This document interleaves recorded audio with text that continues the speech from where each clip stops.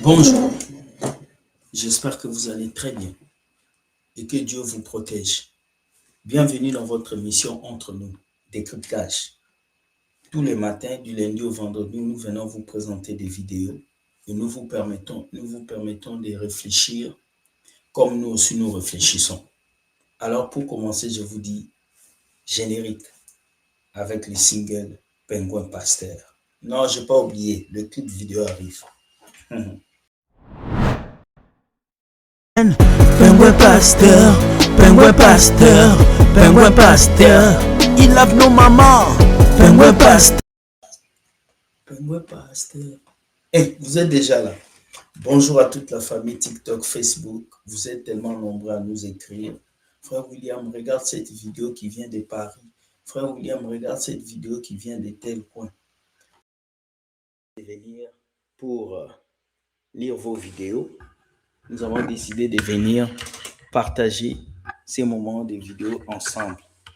Et nous croyons qu'à travers ces vidéos, beaucoup d'entre vous, vous allez réfléchir et vous allez comprendre que Dieu a un plan pour nous tous.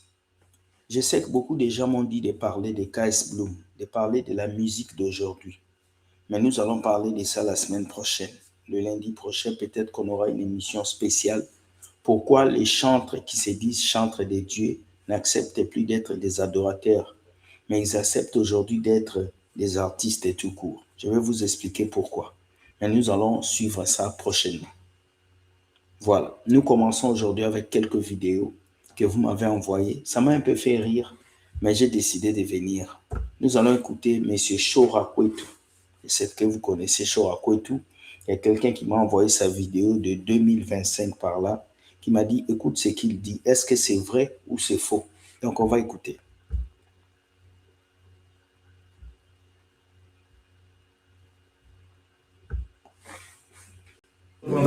Or, beaucoup de ces chrétiens ne lisent pas la parole de Dieu. C'est-à-dire que la parole du pasteur fait office de parole de l'évangile. Et c'est pour cela que ces hommes ainsi deviennent des véritables charlatans, des véritables gourous qui manipulent le peuple de Dieu parce qu'ils savent pertinemment que ce peuple est ignorant. C'est ça. Les pasteurs ne sont pas les représentants de Dieu sur la terre. Parce que pendant que vous dormez, lui, il prie pour vous. Pas du tout. Pas du tout. C'est une vérité. Les pasteurs ne sont pas les représentants de Dieu pour nous sur la terre. Les pasteurs sont des canaux par où Dieu passe pour nous parler, mais ils n'ont jamais été des représentants de Dieu. Parce que même la Bible a dit, Dieu a fait de nous un royaume de sacrificateurs. Donc je ne comprends pas comment est-ce que des personnes peuvent s'élever pour venir dire ces choses. Donc vous comprenez que c'est sûrement important pour nous de comprendre tout ceci. Beaucoup de pasteurs vont se liguer dans une manière de faire pour vous faire comprendre qu'ils sont des super pasteurs et Dieu les a appelés plus que vous.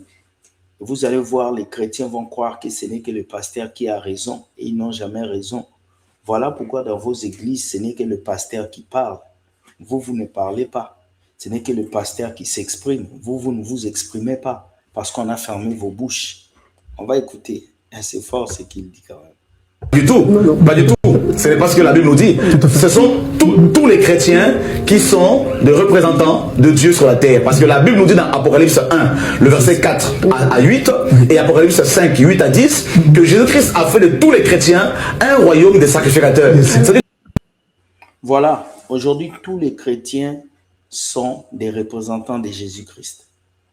Donc, le Saint-Esprit ne parle pas seulement au pasteur. Le Saint-Esprit ne parle pas seulement au prophète. Le Saint-Esprit peut te parler parce que tu vas te rendre disponible à Dieu. Et c'est vraiment exceptionnel ce qu'il dit parce que beaucoup de chrétiens aujourd'hui ont laissé leur vie entre les mains des pasteurs. Pasteur prie pour moi, pasteur jeûne pour moi, et même ils n'ont même pas de vie spirituelle. C'est triste. Tous les chrétiens sont des médiateurs entre Dieu et les nations. Donc, vous mettez en cause aujourd'hui les pasteurs qui disent qu'ils sont engagés à temps plein pour prier pour vous. Vous mettez en cause cette façon de dire. Eh bien, si. C'est clair. Nous ne mettons pas en cause les pasteurs qui disent qu'ils prient pour nous. Nous mettons en cause le faux pasteur qui se disent qu'ils sont des dieux sur nous. Alors que Dieu n'a pas dit de dominer sur les gens. Il a dit à l'homme de dominer sur les animaux du champ, sur tout, mais pas sur l'homme. C'est l'homme qui a décidé aujourd'hui de dominer sur l'homme. Mais Dieu n'a jamais dit à quelqu'un de venir vous dominer. C'est ça le problème aujourd'hui. Ils n'ont pas imposé un impôt au peuple, ils n'ont qu'à demander à leur employeur, qui est Dieu, à leur patron, de les payer. Et actuellement, si nous travaillons, si ceux qui nous suivent, s'ils travaillent dans une société, à qui ces gens demandent-ils leur salaire à la fin du mois? Non, mais ils se sont désengagés de leur travail.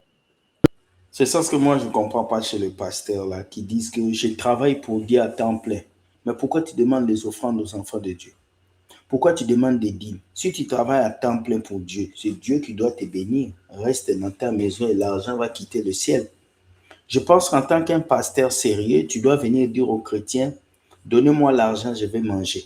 C'est tout. C'est une vérité claire. Mais aujourd'hui, tout le monde se cache derrière le nom de Dieu. Dieu m'a appelé, Dieu m'a appelé. Est-ce qu'on était là quand Dieu t'avait appelé?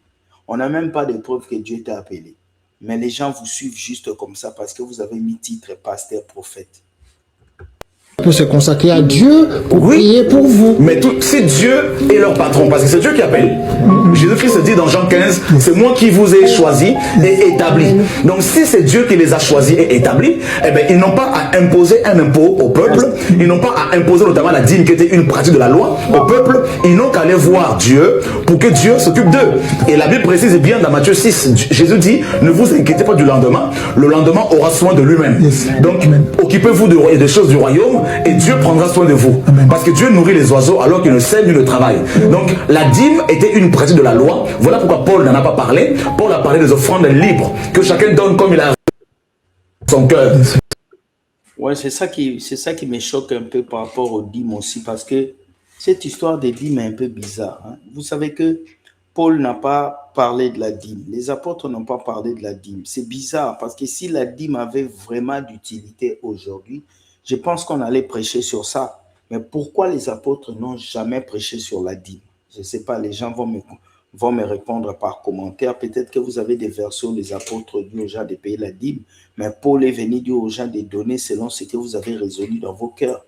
Ça veut dire que quelqu'un qui vous impose une somme d'argent à donner à l'église, c'est un voleur. Ça, c'est ce que moi j'ai compris. Maintenant, on va voir ce que ça dit. Voilà. 2 Corinthiens chapitre 9 à partir du verset 7. Sans contrainte ni tristesse, car Dieu aime celui qui donne avec joie. Et nous dénonçons toutes ces pratiques. Nous dénonçons le fait que des pasteurs imposent au peuple des lois telles que la dîme, telles que le dimanche qu'on dit, qu'on appelle le jour du Seigneur, alors qu'il n'y a plus de jour du Seigneur, c'est tous les jours qu'on peut adorer Dieu. Ils imposent également au peuple de cotiser de grosses sommes d'argent pour construire leur cathédrale à leur propre gloire, des grands bâtiments. Donc pour vous, la dîme, on n'en a plus besoin aujourd'hui. La dîme n'existe plus à partir de la mort et de la résurrection de Jésus-Christ. Eh bien voilà, nous informons justement à tous ceux qui nous suivent ce soir que la dîme n'a plus son sens à l'heure actuelle. Voilà, tout à fait. Et même c'est à cause de cet enseignement que beaucoup de pasteurs me traitent, moi personnellement, d'antéchrist. Est-ce que vous savez que la dîme était les 10% qu'on donnait aux dieux? C'était une pratique qui était païenne avant. Vous ne savez pas, la dîme était païenne. Bon, je ne discute pas sur la dîme, hein. J'écoute ce qu'il dit par rapport au faux pasteur. Parce que je leur dis, parole de Dieu à l'appui. Ah, vous avez cette parole-là qui dit que la dîme n'a plus son sens aujourd'hui? Bien évidemment. Alors, on y va, on peut lire... On peut lire, par exemple, la parole de Dieu dans le livre de Hébreux. Les offrandes. Ici, la Bible nous précise que l'ordre de prélever la dîme provenait de la loi de Moïse. Or, nous ne sommes plus, à partir de la mort et de la résurrection de Jésus-Christ, nous ne sommes plus sous la loi, mais nous sommes sous la grâce. Amen. Donc c'est la loi qui donnait l'ordre, non aux chrétiens, mais aux Lévites, n'est-ce pas, qui était issue d'une des 12 tribus d'Israël. Donc la loi leur donnait l'ordre de prélever la dîme. Parce qu'à cette époque, Israël était sous la théocratie, c'est-à-dire Dieu était directement leur roi. Et les sacrificateurs et les lévites exerçaient les fonctions des fonctionnaires modernes. Donc voilà pourquoi il y avait 4 sortes de dîmes. Et il y avait 2 dîmes qui étaient réservées aux lévites et aux... Voilà, il y avait 2 dîmes qui étaient réservées aux lévites et aux sacrificateurs. Pourquoi? Les lévites vivaient dans les temples, ils n'avaient pas une autre richesse. Et les sacrificateurs restaient dans les temples parce que... ils avaient le travail à faire en temps plein. C'est eux qui travaillaient pour le peuple. Dieu passait par eux pour parler au peuple. Et il y avait la 3e dîme qui revenait à la personne israélite elle-même. Voilà, la 3e dîme était réservée à la personne israélite. C'est de cette dîme-là qu'on dit tu peux manger ta dîme. Si l'endroit où tu dois aller payer ta dîme est très loin, tu peux échanger ta dîme avec l'argent. Donc la dîme n'a jamais été l'argent, parce qu'au temps de la dîme, l'argent existait. On a même dit que tu peux acheter des alcools forts avec ta dîme. Donc tu peux manger ta dîme. Donc vous devez lire dans Deutéronome, vous allez trouver toutes ces choses. Qui était prélevée tous les ans. Et la quatrième dîme, c'était la dîme qui revenait aux pauvres, c'est-à-dire veuves, étrangers et orphelins. Comme la couverture sociale que nous avons dans nos pays modernes. Donc la dîme était une pratique de la loi. On n'a plus à l'exiger. La véritable délivrance, c'est quand on est libéré de l'ignorance. La véritable délivrance, c'est quand on est libéré de l'ignorance. C'est fort ce qu'il a dit. C'est fort.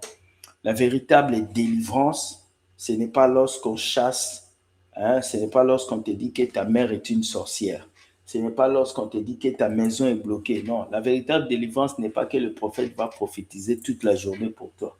La véritable délivrance, c'est lorsqu'on t'enlève de l'ignorance. Et lorsque tes écailles tombent et que tu vois la vie réelle et que tu comprends que tu n'as pas besoin de donner une somme d'argent pour être béni.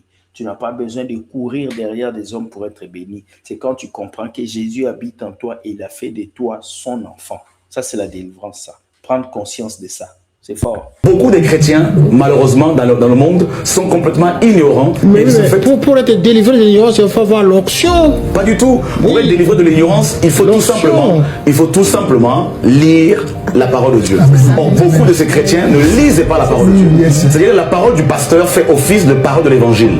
Et c'est pour cela que ces hommes, ainsi, deviennent des véritables charlatans, des véritables gourous qui manipulent le peuple de Dieu parce qu'ils savent pertinemment que ce peuple est ignorant. C'est ça. Osée 4 et 6, mon peuple périt parce qu'il manque de la connaissance. Ça dit tout. Tant que vous ne lisez pas vos Bibles, tant que vous ne cherchez pas à grandir dans la parole de Dieu, ces faux pasteurs vont toujours vous mentir, ils vont toujours vous escroquer. Parce qu'ils utilisent la même parole pour vous escroquer, la même parole pour tirer votre argent, la même parole pour séparer vos familles, la même parole. J'avais dit l'autre jour, le problème, ce n'est pas la Bible, mais le problème, c'est la personne qui tient la Bible devant toi et qui parle. C'est ça le problème. Le problème, c'est l'interprétation de ce que vous faites de la parole de Dieu. C'est ça, en fait. J'ai aimé cette vidéo parce qu'il a vraiment dit des vérités. Voilà, moi, je ne fais que commenter. Je sais qu'il y a des gens qui n'aiment pas Chorako et tout. Il y a des gens qui vont dire pourquoi tu as parlé de lui. Ben, sur ma chaîne, je parle de tout. Voilà, quelqu'un ne peut pas me poser ce que je dois dire sur la chaîne. Non, désolé. C'est très important. On va poursuivre avec une autre vidéo. Parfois, dans des assemblées, nous avons ces combinaisons-là. Il y a des gens qui viennent pour l'ambiance de l'église, pas pour chercher Dieu. Et ils ont trouvé aussi un homme qui ne comprend pas c'est quoi l'église, qui est là pour faire l'ambiance. Et deux ambiances se retrouvent, ça se surchauffe, et on sort de là, ah, ma bonne délice avec ma casse. Les makassi à ma bonne délice, c'est l'exaucement. Dieu t'a exaucé où? Ce n'est pas le fait de se sentir bien parce qu'on a prié. L'importance de la prière, c'est l'exaucement. Si tu n'as pas été exaucé, même si tu t'es senti bien, en soi, tu n'as rien eu. C'est un peu ce qu'on... En fait, Dieu s'en fout de vos émotions. Ouais. Même si tu as pleuré, Dieu s'en fout de ça. Ce que Dieu cherche, c'est la disponibilité de ton cœur. Beaucoup de gens vont à l'église à cause de la louange. Beaucoup vont à l'église à cause de l'adoration. Beaucoup vont à l'église à cause du pianiste, à cause du batteur. Mais beaucoup ne vont pas à l'église pour trouver la parole de Dieu, pour comprendre la parole de Dieu. La preuve en est que quand quelqu'un sort de l'église, tu lui poses la question. Comment était la louange? Ah, c'était bien. Oh, j'aimais la louange, on a dansé. Mais quand tu lui poses la question, quel était le message du jour? Beaucoup de gens ne retiennent pas le message, mais ils retiennent l'habit que la sœur avait porté, ils retiennent la chaussure que le pasteur avait portée, ils retiennent le témoignage de la femme qui s'est mariée, mais la parole qui est la parole de Dieu qu'on a prêchée, ils ne retiennent pas ça. Parce que les gens sont plus attirés vers la négativité, les distractions, que vers ce qui est important, qui est la parole de Dieu. C'est un peu ce qu'on appelle, Karl Marx appelle l'opium du peuple. Tu t'es drogué. Et plusieurs personnes se droguent comme ça, à prier. Bon, exaucement. C'est pour ça qu'il ne faut pas avoir la réputation d'un homme de prière, soit la réputation d'un homme d'exaucement. Il ne faut pas avoir la réputation d'un homme de prière, soit un homme d'exaucement. Vous savez pourquoi? Parce qu'un homme de prière prie beaucoup et il n'a rien. Parce qu'il prie inconsciemment. Il ne sait pas, il prie seulement, il prie et sa vie ne change pas. Mais un homme d'exaucement prie avec objectif et avec disponibilité. Dieu n'exauce pas tes prières, Dieu exauce l'intention derrière tes prières. Beaucoup d'entre vous, vous priez, vous ne recevez pas parce que vous priez mal. Enfin, vous connaissez la suite. Ce n'est pas le fait de prier 1 heure qui fera que Dieu va t'exaucer. Ce n'est pas le fait de prier 6 heures qui fera que non, c'est le fait de prier avec disponibilité, avec conscience. D'abord, pour mieux prier que Dieu t'écoute, tu dois savoir qui tu es devant Dieu. Tu dois savoir qui est le Dieu qui t'écoute et tu dois savoir quels sont les sujets que tu dois mettre sur la table devant Dieu. Beaucoup de gens prient juste comme ça, sans objectif. Et voilà pourquoi vous voyez que vos prières ne sont pas exaucées. Non, c'est un homme de prière. Bon, il a été exaucé quand et où? Parce que Jésus n'est pas un homme de prière seulement, mais c'est un homme de prière qui est toujours exaucé. Devant la tombe de Lazare, il dit, pour moi, tu m'as toujours exaucé. C'est que le but de la prière, c'est d'être exaucé. Dieu n'est pas en mal de sensation d'entendre les gens prier. Dieu, on ne prie pas assez sur la terre, qu'on prie d'abord, non, non, non. Alors, il y a des brebis comme ça, capables de mal influencer l'église locale, parce que il y a des brebis incontrôlables. Vous ne les trouverez jamais suivre les messages de leur pasteur. Ils suivent le message de T.D. Jakes. Dieu n'a pas dit prier beaucoup. Dieu a dit prier sans cesse. Il faut comprendre cette phrase. Prier sans cesse veut dire être dans l'esprit de la prière. Comprenez? Et désolé parce qu'aujourd'hui, on a beaucoup de beaux parleurs dans nos églises. Des personnes qui parlent beaucoup, mais qui agissent moins. Et c'est ça qui détruit vraiment l'évangile de Dieu. Parce que Dieu a besoin du concret. Les chrétiens n'apportent pas du concret. On va être en vidéo et puis on va partir.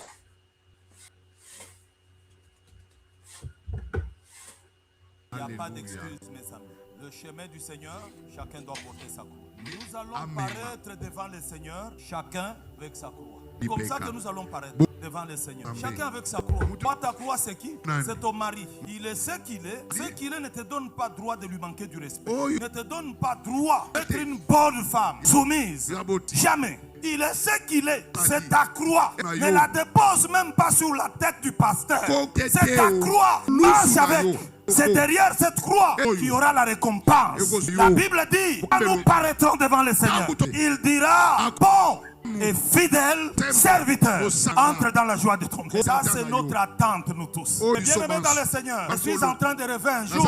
Je pourrais être le premier à entrer ou alors le dernier. Mais ce jour-là, nous serons dans la présence du Seigneur que je regarde. Nous sommes tous là. C'est ça le bonheur et la plus grande joie. Alors en ce moment-là, nous dirons à Jésus, nous avons cru en toi. Sans te voir, oh Seigneur, je ne savais même pas. Tu avais une grande gloire comme ça. Seigneur, tu t'étais caché. Tu nous as caché des choses extraordinaires. Je viens dire à l'église, si l'Amérique peut attirer, si la Chine peut attirer, je vous informe, il y a un ciel qui est plus beau, plus grand que l'Amérique, que la Chine, que le Canada, que le ciel de Jésus-Christ.